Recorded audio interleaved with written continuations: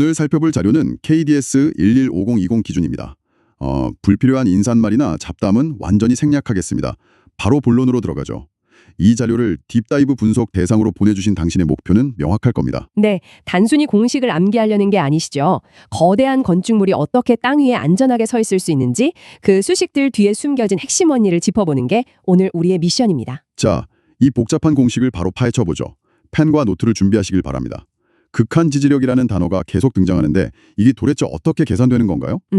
슬라이드 1번의 지층 구조부터 머릿속에 시각화해보는 게 좋습니다. 눈을 감고 거대한 말뚝 하나가 땅을 뚫고 들어가는 모습을 상상해보세요. 가장 위쪽에는 입자가 굵은 모래층, 즉 사질토가 버티고 있습니다. 그곳을 뚫고 더 깊이 내려가면 끈적끈적한 진흙층, 점성토를 지나게 되겠죠. 맞습니다. 그리고 마침내 수십 미터 아래에 있는 단단한 안반층에 도달해 굳건히 자리 잡는 겁니다. 여기서 아주 흥미로운 점은 이 험난한 여정에서 말뚝이 견뎌내는 궁극적인 힘, 그러니까 극한 지지력 메커니즘이 생각보다 아주 단순하다는 겁니다. 공식이 두 가지 힘의 합으로 되어 있던데요. QU는 QB 더하기 QS? 네, 아주 명료하죠. 첫 번째 QB는 선단 지지력입니다. 말뚝의 제일 끝부분이 밑에 있는 흙을 꾹 누르며 파괴되지 않으려고 버티는 힘이죠. 단위 면적당 선단 지지력 소문자 QB에 말뚝의 끝 면적 AB를 곱합니다. 그리고 두 번째 QS가 주면 마찰력이군요. 정확합니다. 말뚝이 땅속으로 들어갈 때 말뚝의 옆면과 주변 흙이 서로 마찰하며 버티는 힘입니다. 각 지층의 단위 주면 마찰력 소문자 FS에 흙과 닿아 있는 주면적 AS를 곱한 총합입니다. 듣다 보니 어릴 때 모래사장에서 놀던 기억이 나네요. 굵은 막대기를 단단한 흙 속에 억지로 밀어 넣으려고 할 때 끝에서 쾅 막히는 그 강한 저항이 선단 지지력이고요. 그리고 막대기 옆면이 흙과 뻑뻑하게 긁히면서 들어가는 걸 방해하는 힘이 주면 마찰력인 셈이죠. 건물의 막대한 무게를 그 두 가지 힘이 떠받치고 있는 거네요. 막대기를 밀어넣는 감각으로 이해하니까 직관적입니다. 훌륭한 비유입니다. 하지만 이제부터 KDS 설계 기준에 진짜 복잡한 계산이 시작됩니다. 흙의 종류에 따라 이 선단 지지력과 주면 마찰력을 구하는 공식이 완전히 달라지거든요. 모래와 진흙은 물리적 메커니즘이 다르니까요. 그럼 사질토, 즉 모래층부터 하나씩 격파해보죠. 슬라이드 3번을 보면 사질토에서의 지지력을 계산할 때 마이오프 공식이 등장합니다. 네, 사질토 설계의 뼈대죠. 여기서 핵심이 되는 숫자가 표준 관입시험의 N값이라고 명시되어 있는데요. 이 N값이 정확히 뭔가요? N값은 집안의 건강검진 수치라고 생각하시면 편합니다. 무게 63.5kg의 추를 76cm 높이에서 낙하시켜서 샘플러를 땅속으로 30cm 밀어 넣었는데 타격이 몇 번 필요한지를 세는 겁니다. 타격 횟수가 많을수록 흙이 촘촘하고 단단하게 다져져 있다는 뜻이군요. 그렇습니다. 기계로 강하게 때려박는 항타 말뚝의 경우 선단 지지력 QB는 40N입니다. 단위는 제곱미터당 톤이고요. 킬로뉴턴으로 환산하면 400킬로뉴턴이 됩니다. N값에 40을 곱하기만 하면 그 모래층이 말뚝 끝을 받쳐주는 힘이 바로 나오는 거네요. 꽤 명쾌합니다. 항타 말뚝에서는 그렇죠. 그런데 자료를 보다가 좀 이해가 안 가는 차이점을 발견했습니다. 그냥 때려박는 항타 말뚝은 40N을 쓰는데 땅을 미리 파내고 그 안에 말뚝을 집어넣는 메인 말뚝은 N값을 2분의 1에서 3분의 1 수준으로 저감해서 적용하라고 되어 있더라고요. 그 부분에서 공학적 손실이 너무 크다고 느끼실 수 있습니다. 미리 길을 터주는 게 시공연에선 더 안전해 보일 수 있으니까요. 제 말이 그겁니다. 지지력을 이렇게 대폭 삭감해버리는 핵심적인 이유가 뭡니까? 그 핵심은 바로 집안 교란 때문입니다. 모래 입자들은 수만 년 동안 서로 꽉 맞물려서 거대한 압력을 버티는 구조를 형성해 왔습니다. 그런데 드릴로 그 땅을 파내는 순간 흙이 원래 가지고 있던 긴장감이 확 풀려버리는 거군요. 맞습니다. 구멍 주변의 모래 입자들이 지탱하던 압력이 사라지면서 스르르 헐거워지죠. 이것을 응력 해방이라고 합니다. 원래 N값이 50이 나온 단단한 모래층이었어도 구멍을 파는 순간 예전에 그 단단한 모래가 아니라는 뜻이네요. 네, 결합력이 약해진 현실을 반영해서 선단 지지력을 저감시켜야만 건물의 붕괴를 막을 수 있습니다. 땅을 파내는 행위 자체가 텐션을 무너뜨린다니 놀랍습니다. 그럼 옆면에서 버티는 힘인 주면 마찰력은 어떤가요? 항타 말뚝은 주면 마찰력 FS가 0.2N이고 최대 한도가 10입니다. 반면에 현장 타설 말뚝은 0.1N이네요. 방금 이야기한 시공 방식의 차이가 여기서도 극적으로 나타납니다. 이것을 큰 그림과 연결해보면 항타 말뚝이 현장 타설 말뚝보다 마찰력 계수가 무려 2배나 높은 이유를 알 수 있죠. 왜 그런 차이가 나는 건가요? 다짐 효과라는 물리현상 덕분입니다.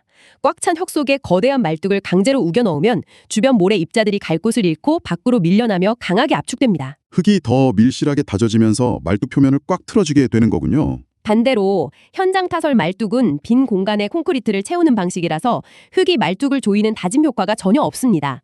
그래서 마찰력이 절반으로 뚝 떨어집니다. 사질토에서는 무식하게 때려 박을수록 주변 흙이 다져져서 저항력이 커진다는 게 완벽하게 정리되네요. 자, 그럼 진흙층, 즉 점성토로 넘어가 보겠습니다. 여기서는 분위기가 완전히 바뀝니다. N값을 버리고 비배수 전당 강도를 기준으로 삼더라고요. 모래와 진흙은 태생이 다르니까요.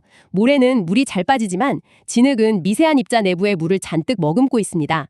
물이 빠져나가지 못하는 비배수 조건에서 흙 입자들이 끈적하게 뭉치는 성질이 중요해집니다. 그 끈끈한 점착력이 비배수 전당 강도, 즉 소문자 CU군요. 선단 지주력 공식이 아주 간결해지던데요. 네, 지지력 계수 NC에 9를 적용해서 최종 공식은 아주 간결하게 QB는 9CU가 됩니다. 깊은 땅 속의 복잡한 역학을 9라는 상수로 정리한 겁니다. 선단 지지력은 깔끔한데 진짜 흥미로운 건 주면 마찰력 계산입니다. 알파 방법을 소개하고 있는데 FS는 알파 곱하기 CU로 계산하죠.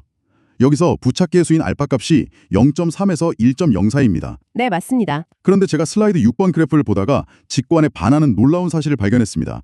흙의 강도인 CU가 높을수록 알파 값은 오히려 감소하더라고요. 상식적으로 진흙이 단단하면 찰거머리처럼 더 꽉 달라붙어야 하는 것 아닙니까? 이 자료에서 당신이 얻어갈 수 있는 가장 흥미로운 역설이 바로 그겁니다. 단단하면 마찰력이 높아진다는 상식을 뒤집는 현상이죠. 말뚝의 재질과 흙의 강도 상관관계를 미시적으로 봐야 합니다. 단단한 진흙에서는 어떤 일이 벌어지나요? 진흙이 너무 강하고 뻣뻣하면 말뚝을 박아 넣을 때 흙이 말뚝 표면의 미세한 굴곡에 유연하게 밀착되지 못합니다. 오히려 말뚝 주변으로 틈이 생기거나 파괴면이 매끄러운 막처럼 변해버립니다. 꽉 쥐어짜지 못하고 헛도는 거군요. 반대로 진흙이 부드러우면 젖은 찰흙이나 껌처럼 말뚝 표면에 빈틈없이 쫙 달라붙습니다. 그래서 부드러운 흙일수록 부착계수 알파가 1.0에 가까워지며 원래 강도를 100% 발휘하게 됩니다. 흙이 너무 강하면 부러지거나 틈이 생겨 그립력을 잃는다니 이 현장의 물리적 한계를 공식에 정교하게 녹여냈네요. 자, 이제 가장 단단한 지층인 안반에 도달했습니다. 건축물의 하중을 최종적으로 받아내는 기반이죠. 슬라이드 7번을 보면 안반 지지력을 평가할 때 암석의 일축압축 강도인 QU와 암질지수인 RQD가 핵심지표로 등장합니다. 여기서 엔지니어들이 경계해야 할 착각이 있습니다.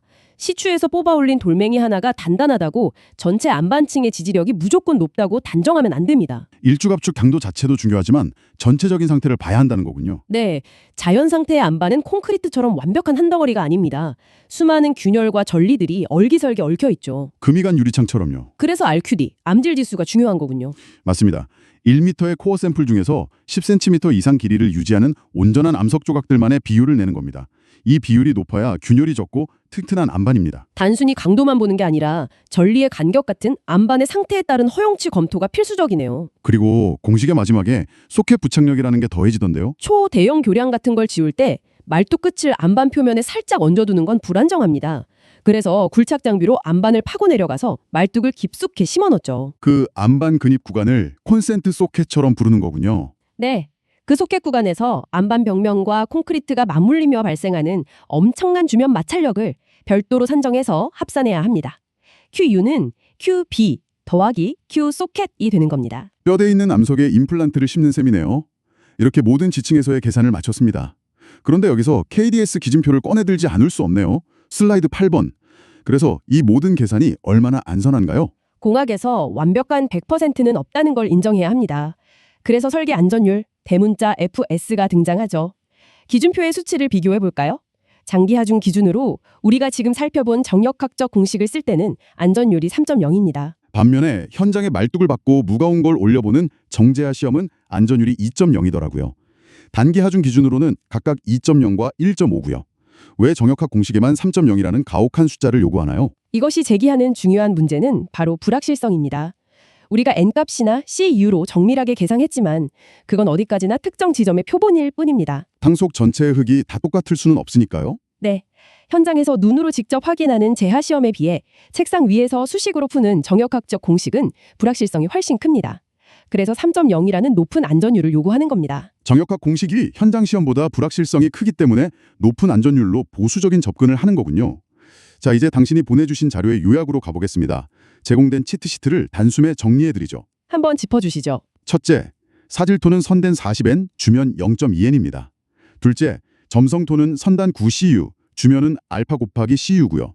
셋째, 설계 안전율은 정역학 공식 기준 3.0입니다. 완벽한 요약입니다. 그리고 마지막 슬라이드의 핵심을 짚어야 합니다.